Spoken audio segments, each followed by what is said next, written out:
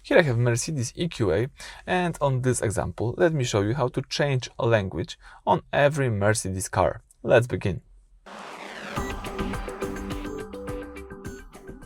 So at the very beginning, let's start from the following menu.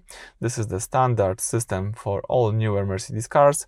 Let's swipe to the left few times until you see the settings. Choose here settings. From the list of settings, you need to choose the system tab, and here scroll down to the language. From language, you've got access to all languages that you can use. In my case, let me use here, for example,